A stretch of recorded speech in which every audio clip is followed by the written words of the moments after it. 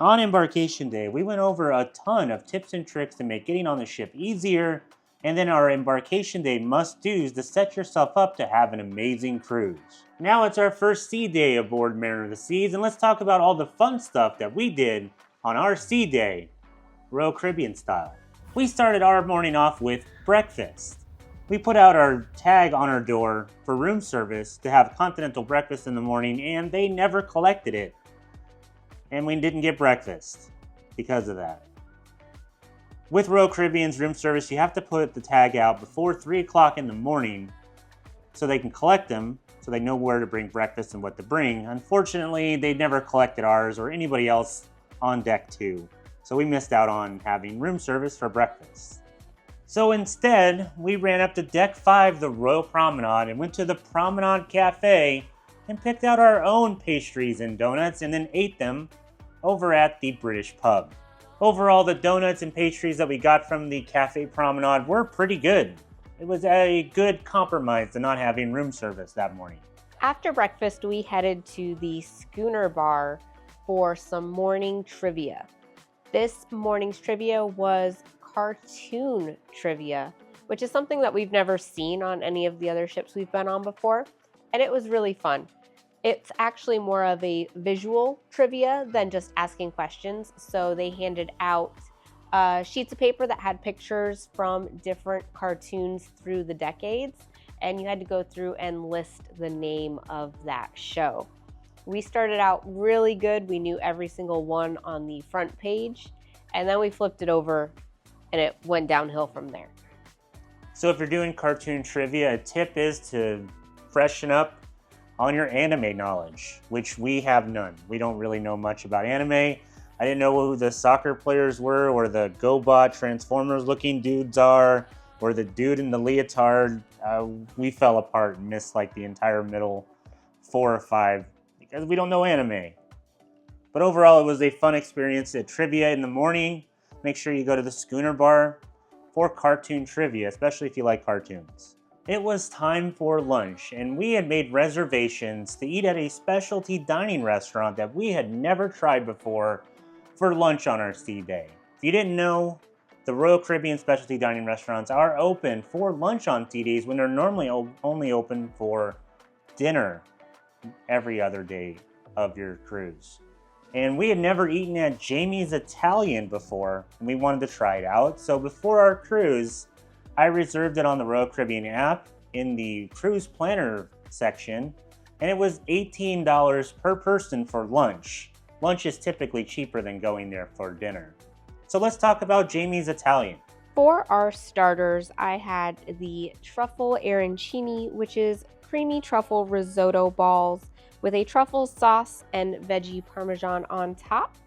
If you like rice dishes, this would be excellent. Arancini is always delicious. Travis had the truffle burrata, a bit of a truffle trend going on here, which is creamy burrata cheese, shaved truffle, honey, and hazelnuts. And this was actually excellent. This is probably the better of the 2 starters. The sweet and savory aspect was something that you don't usually get with burrata, and it was really good. And then we shared the ultimate garlic buns, which are pull-apart garlic bread with Parmesan and rosemary on top. For our main courses, Nicole ordered the creamy prawn linguine, which is garlicky prawns, smoky pancetta, mascarpone, a Chianti sauce with aged Parmesan, and peppery arugula. Nicole liked her main course, but overall she said it could have been a little bit better. I ordered the penne carbonara, which had creamy pasta, smoky pancetta, slow-cooked leeks, and aged Parmesan. I really like carbonara, so I usually order it at just about every single Italian restaurant that we go to, and I really liked the carbonara at Jamie's Italian. Nicole said that she wished she would have ordered the carbonara over what she did order. As a side, I did order the skin-on fries, which were some thick-cut potatoes that were deep-fried like French fries. They were okay. Nothing to write home about. For dessert, I ordered the Amalfi lemon cheesecake, which is velvety mascarpone and lemon cheesecake, torched Italian meringue, lemon curd, and blueberry compote. I actually really liked this. I thought it was really good. I was super full, but I still tried to eat a good majority of it. Travis ordered the rich chocolate brownie, which is chocolate sauce, salted caramel gelato, and caramelized popcorn. And overall, this was really good. Super rich and chocolatey. So if you like chocolate, this would be a good option for you. Overall, we had a really good meal at Jamie's Italian for lunch on our sea day. It was better than what we were expecting, and we can see the inspiration that became Giovanni's Italian kitchen on some of the newer ships like Odyssey, Wonder, Icon, and the newer ships within Royal Caribbean's fleet. So if you get a chance to try Jamie's Italian for lunch, we enjoyed it, and we think you would enjoy it as well. If you have Crown and Anchor status, which is usually Emerald or higher, they will put a tray of desserts in your room that are compliments of the chef. And we had chocolate strawberries and a few other desserts that were in there. And overall, they were pretty good. Right, Nicole? I ate the chocolate strawberries. Yeah, so she yes. loves those.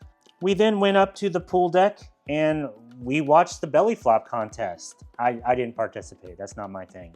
But it was really fun. There was a ton of people on the pool deck, and the cruise director was actually calling out their score. So if somebody did a belly flop, the entire crowd would hold up their hand with whatever score 1 through 5 they were giving that person.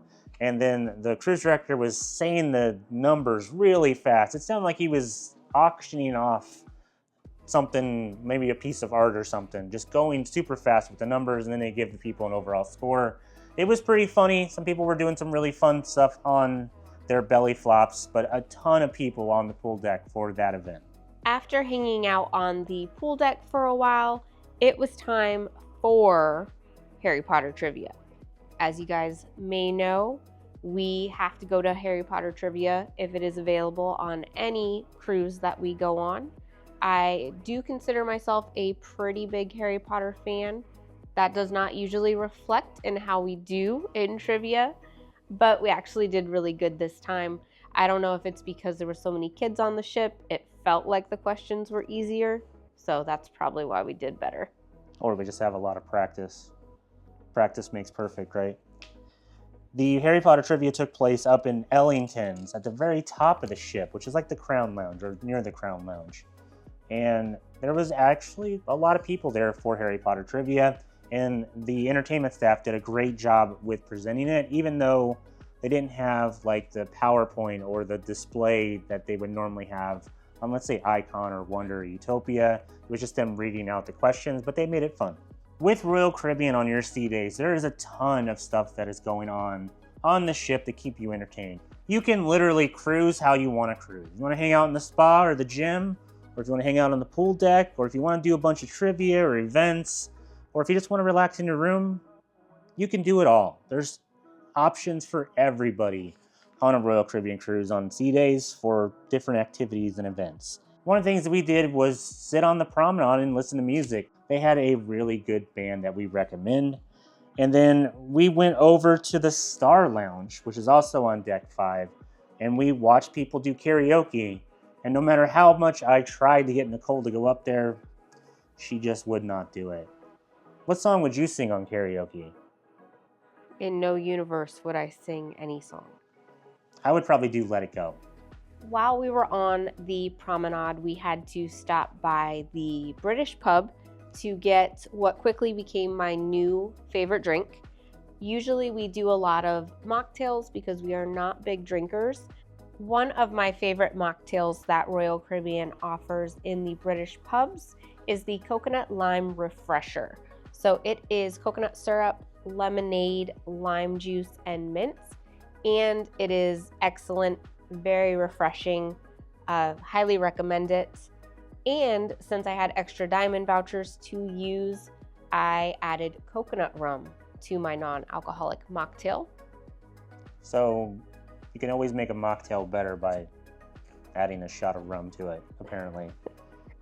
On our channel, in our videos, we like to talk about the merchandise that Royal Caribbean offers on their ships, specifically in the logo shop that sells Royal Caribbean and ship-specific merchandise. So in this instance, Mariner of the Seas. And as I've said in other videos, the merchandise on the newer ships, so Wonder, Icon, Odyssey, Utopia, is usually pretty good. They've really revamped their merch from Royal Caribbean. On the older ships, it's usually not as good. I'm kind of seeing some updates to some of the older ships, especially when they go through the amplification process. It seems like the merchandise on Mariner of the Seas is getting better. It's not like, say, let's say, Adventure. And on this ship in the logo shop, they did a pretty good job with the merch that was available. The logo shop on Mariner of the Seas has your standard Royal Caribbean merchandise. It does the t-shirt sales, like 2 for $40 or 2 for $20, depending on what day it is. And they have some really good magnets. Nicole, tell them about the magnet that we bought. So we get a magnet on every trip that we take as a little souvenir to put on our fridge. And we got a really cute Mariner of the Seas magnet. I would show you what it looks like, but we can't find it. So hopefully that turns up somewhere. I couldn't find it in any of my luggage. So yeah, maybe if you have the cabin that we stayed in, you might have gotten a free magnet. On most Royal Caribbean ships, the first sea day or the second night of the cruise typically is formal night, or as they call it, dress your best night. Nicole and I like to get a little bit dressed up. I'll wear slacks and a button-up shirt. Nicole will wear a nice dress, but I'm not ever going to be the bow tie and top hat type guy. And I don't think Nicole wants to wear a gown. Maybe she does. Lobster dress. A lobster dress, as she calls it. So formal night is actually French night on this cruise. And we are not usually the biggest fans of French night, but they do have some good food. So let's talk about it. For our appetizers, Nicole ordered the crispy buttermilk calamari, which is golden fried squid rings served with a fresh fennel salad and chipotle lime aioli. Nicole described the calamari as kind of chewy, but still good, but not great. I had the iceberg wedge salad, which is chilled iceberg lettuce, tomatoes, and crispy bacon with chives drizzled with blue cheese dressing. I really like iceberg wedge salads. I usually get them when I can, especially when I go to Chops. And the salad in the main dining room was pretty good. It's not as good as Chops, but it's pretty good for a salad. For our mains, I ordered the roasted beef tenderloin, which in the main dining room, when you order a majority of the beef, especially for these types of dishes, it comes in 2 different ways. It's going to be medium well or medium rare. So I ordered mine medium rare, and it is roasted and carved with creamy mashed potatoes, asparagus, and a rich peppercorn sauce. And this was actually really good. The meat was tender. It was cooked well. I liked it. Travis ordered the chicken cordon bleu, which is breaded chicken breast stuffed with ham and Swiss cheese, and it comes with assorted vegetables and mashed potatoes. Travis did say that the cordon bleu on Mariner of the Seas was better than it was on Navigator of the Seas. He did not like it on Navigator at all, but he said he probably wouldn't order it again. But that's what he said after Navigator, and he ordered it again. So he probably would. For dessert, Nicole ordered the toasted almond cream puffs, which are light and flaky cream puffs stuffed with sweet cream and chocolate sauce. Nicole liked this dessert. It was the first time that she's ever ordered it, and she said she would order it again. I ordered the creme brulee, which is something I like to order because I consider myself a creme brulee connoisseur. And if we're going to compare my favorite creme brulee on a cruise ship, which was on Carnival Jubilee, to the creme brulee on Mariner of the Seas, I'm going to tell you that it wasn't even close. Jubilee blows it out of the water. It's supposed to be crispy with the topping, crispy crackly topping on top. You can scrape it and then crack it, and it was kind of mushy. But it's creme brulee, it's good. It has smooth, rich vanilla custard topped with a not, it says it's supposed to be, but a crackly caramelized sugar topping. As a bonus dessert, because you can do that in the main dining room, you can get extra whatever you want as long as it's not an extra lobster. We had the dark chocolate chip cookies, which are home style cookies served with fresh raspberry. And we have the opinion that Royal Caribbean does not usually make good cookies, except on Icon of the Seas, and we were pretty right on these cookies, as they were just okay, not great. They were kind of hard and crispy, and I don't know, we like cookies a little bit soft, like homemade. Formal night or dress your best night was pretty good. French night is okay, but our servers, which was Marlo and Louie, and then the manager of the area that we were sitting in, Maria, were amazing. The service in the main dining room was super good, and we enjoyed it through our entire cruise. So if you get Marlo and Louie or Maria, make sure you tell them that we said hello. It was time for our first stage show on Mariner of the Seas, and tonight's showing in the Royal Theatre is Gallery of Dreams, which is a song and dance review style show, which is about a gentleman in an art gallery and the art comes alive. At least that's what it felt like. Overall, I thought Gallery of Dreams was very good for a song and dance review style show. We're not normally the biggest fans of that style of show, but on Mariner of the Seas, Gallery of Dreams was really good. You can tell it's an older style. It's not going to be like Wizard of Oz on Icon of the Seas or any of that style of show, but I think it's worth checking out. I think it's a must-do on this ship, and the singers that we had were amazing. There was a ton of dancers. Overall, a really great show. Make sure you check out Gallery of Dreams. After the show in the main theater, Royal Caribbean tends to do dance parties and theme nights. So this evening's dance party took place in Studio B, and it was called the Royal Roundup. Obviously, Mariner of the Seas sails from Galveston, Texas, and the ships that sail from Texas always seem to feel the need to do some sort of Texas-themed thing. So this was exactly what it sounds like. There was a lot of country music, cowboy hats, line dancing, and surprisingly or unsurprisingly, depending on how you look at it, since most of the people that sail out of Galveston are from the South, it was very popular and there were a lot of people there. If you're not used to line dancing, they had a video board in Studio B showing the dance moves, or the line dance moves. I don't know how you describe them. And the people on the dance floor, or the ice skating rink where they had covered up, didn't need that. They were totally into it, and they knew all the moves as soon as the song came on. It was fun to watch. We live in Texas, but we're not Texans. We're not really from the South, unless you count Florida. And we weren't about to do some line dancing. But if you're into that, just know on Mariner of the Seas, Royal Roundup happens, and you should have a great time. Next up, we headed over to the Star Lounge again for one of our favorite adult game shows that takes place on Royal Caribbean cruise ships, and it's Perfect Couple. Perfect Couple is a show where they take 3 couples from the audience and they make them do challenges. And the challenges can get a little crazy. It depends on how crazy you want the show to go. As an example, one of the challenges is they have the husband or the male blindfolded, and they have random people touch the back of his neck, and he has to guess which one was his wife. It's stuff like that. It's fun. We really enjoy Perfect Couple. Make sure you get there early, because the Star Lounge fills up super fast, and it's standing room only after a while. And this is one of those shows that is standing room only. I didn't do a really great job of describing how fun this show is. Just make sure you go to it. After going to the game show, we decided to check out the nightclub that Mariner of the Seas offers. Every single night they had the nightclub going. It usually opens around 11 p.m. to midnight, and it takes place up on one of the top decks in Ellington's. And it was a nightclub.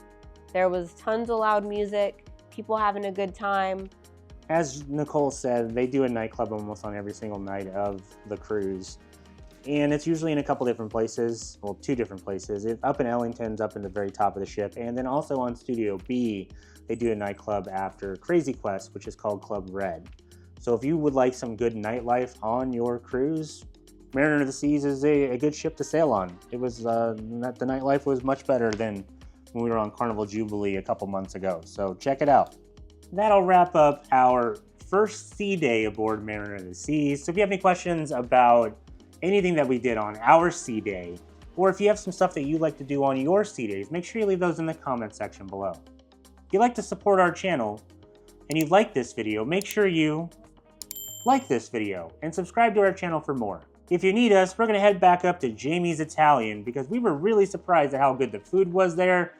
I'm Travis. And I'm Nicole. Thanks so much for watching.